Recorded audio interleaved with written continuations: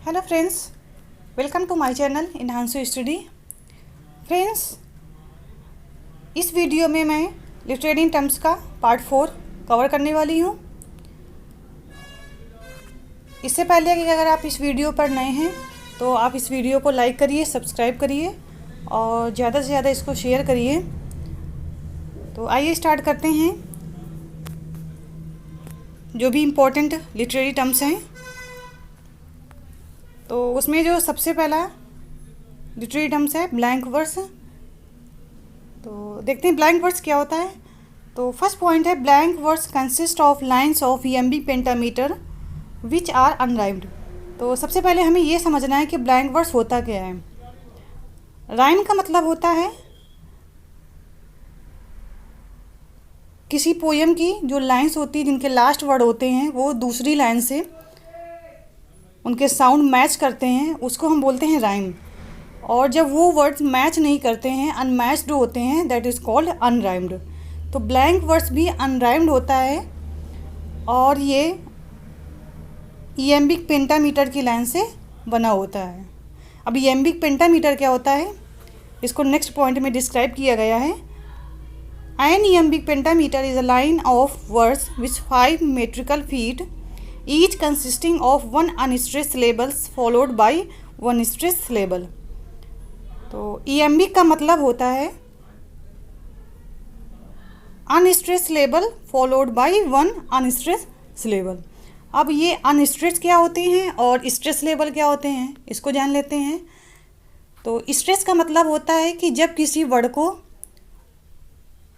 Force के साथ pronounce करते हैं that is called stress syllable, और किसी वर्ड को जिसमें हमें ज़्यादा फोर्स के साथ प्रोनाउंस नहीं किया जाता है, नहीं करते हैं, उसको हम अनस्ट्रेस सिलेबल कहते हैं।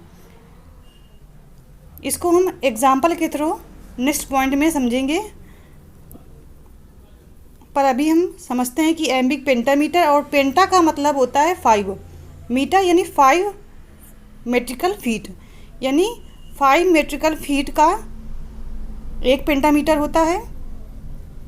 और इएम्बिक पेंटामीटर में 5 metrical feet each consisting of one unstressed syllable followed by one stress syllable. तो आई होप आपको यहाँ पर अच्छे से क्लियर हो गया होगा, और स्ट्रेस और अनस्ट्रेस सिलेबल को अभी एग्जाम्पल के थ्रू हम समझेंगे तो अच्छे से क्लियर हो जाएगा। नेक्स्ट पॉइंट देखते हैं blank words was introduced by the earl of Surrey but is became the standard metre in Elizabethan age. तो यहाँ पर ये पॉइंट नोट करने लायक है कि जो ब्लैंक वर्स है उसको सबसे पहले जो हेनरी हॉवर्ड एल ऑफ सरे थे उन्होंने सबसे पहले इसको इंट्रोड्यूस किया था, और इन्हीं की जो कंटेम्प्रेरी थे थॉमस यार्ड, वो सोनेट के फादर बोले जाते हैं। ये बोथ राइटर यानी हेनरी हॉवर्ड और Thomas Wyatt both are belongs to 16th century। ये 16th century के फेमस राइटर थे। आगे ब्लैंक वर्स के बारे में पॉइंट है but it became the standard metre in Elizabethan age. किंतु इसको जो एक स्टैंडर्ड फॉर्म में जब ये डेवलप हुआ वो एलिजाबेथन एज में उनके जो राइटर हैं उनके वर्क्स में हमने इसको देखा ब्लैंक वर्स का, जैसे कि शेक्सपियर हैं, मार्लो हैं, उन्होंने अपने वर्क्स में ब्लैंक वर्स का यूज़ किया हुआ है। अब देखते हैं एक एग्जांपल देख लेते हैं। यहाँ पर स्ट्रेस एंड अनस्ट्रेस सिलेबल का एग्जांपल है। ये लिखा हुआ है delight the sun fall on one day release. तो यहाँ पर डी लाइट यानी डी ये हमारा अनस्ट्रेस सिलेबल हो गया, क्योंकि हम यहाँ पर डी को फोर्सफुली प्रोनाउंस नहीं कर रहे हैं। डी लाइट, लाइट पे हमारा ज़्यादा फोर्स प्रोनाउंस हो रहा है। In the same way the sun, sun unstress हो गया और सन हमारा स्ट्रेस लेबल हो गया। फॉर लॉर्न में फॉर और लॉर्न ये दो वर्ड्स हैं, तो फॉर अनस्ट्रेस हुआ, लॉर्न इस पे ज़्यादा इम्फेसिस हो रहा है। वन डे, वन अनस्ट्रेस और डे स्ट्रेस लेवल। रिलीज यहाँ भी 2 वर्ड्स हैं, री लीज, तो लीज स्ट्रेस लेबल हो गया और री अनस्ट्रेस लेबल हो गया। तो आई होप इस एग्जाम्पल के थ्रू आपको अच्छे से समझ में आ गया होगा कि अनस्ट्रेस लेबल क्या होते हैं और स्ट्रेस लेबल क्या होते हैं। तो आइए अब देखते हैं जो फेमस ब्लैंक वर्ड्स हैं इंग्लिश लिटरेचर में। एक साइड में मैंने उनके राइटर और उनके जो ब्लैंक वर्ड्स में लिखी गई वर्क पोयम है, राइटर के जो वर्क्स हैं उसको यहाँ पर डिफाइन किया हुआ है। तो सबसे पहले देखते हैं कि जो मिल्टन का पैराडाइज लॉस्ट है वो ब्लैंक वर्स में लिखा गया है। जेम्स थॉमसन, उनका वर्क्स है सीजन्स। विलियम वर्ड्सवर्थ का प्रिल्यूड जो कि एक ऑटोबायोग्राफी है, ये 14 बुक में लिखी गई है। और इनका दूसरा वर्क है टिंटन एबे, ये भी ब्लैंक वर्स में ही लिखा गया है। नेक्स्ट है एस.टी. कॉलरिज का जो वर्क है फ्रॉस्ट एंड मिडनाइट, ये भी ब्लैंक वर्स में लिखी गई पोयम है। नेक्स्ट है टेनिशन का the idols of the king और टीयर्स आइडल डियर्स है, ये दोनों इनके जो वर्क्स हैं वो ब्लैंक वर्स में ही लिखे गए हैं। रॉबर्ट ब्राउनिंग, इनका वर्क है the ring and the book. और लास्ट में टी.एस. इलियट का वेस्टलैंड, ये भी ब्लैंक वर्स का ही एग्जाम्पल है। अब देखते हैं नेक्स्ट टर्म क्या है, ब्लूम्सबरी ग्रुप। ये बहुत ही इम्पोर्टेंट टर्म है, कई बार एग्ज़ाम में ये पूछा जा चुका है, तो इसको अच्छे से क्लियर करते हैं।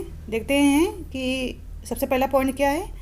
Bloomsbury group is a name applied to informal association of writers, artists and intellectuals, many of whom lived in Bloomsbury, a residential district in central London।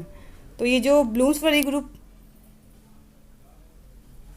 Writers, artist और इंटेलेक्चुअल का एक इनफॉर्मल ग्रुप है और इसका नाम Bloomsbury इसलिए रखा गया क्योंकि जितने भी राइटर थे वो ब्लूम्सबरी जो कि एक सेंट्रल लंदन का एक डिस्ट्रिक्ट है वहाँ से ये बिलोंग करते थे, इसलिए इस ग्रुप का नाम ब्लूम्सबरी ग्रुप रखा गया। नेक्स्ट पॉइंट देखते हैं। This group of friends began to meet around 1905 for conversations about the arts and issues in philosophy.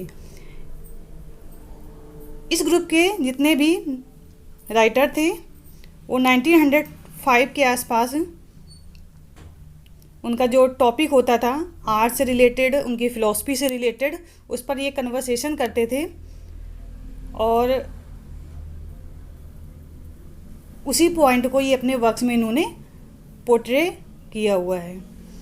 अब नेक्स्ट पॉइंट देखते हैं। Its members who oppose the narrow post Victorian restriction in both the arts and morality included the novelist Virginia Woolf and E.M. Forster, the painters Duncan Grant and Vanessa Bell, the influential art critics Clive Bell and Roger Fry, the iconoclast biographer of Victorian personages Lytton Strachey, and the formed economist John Maynard Keynes।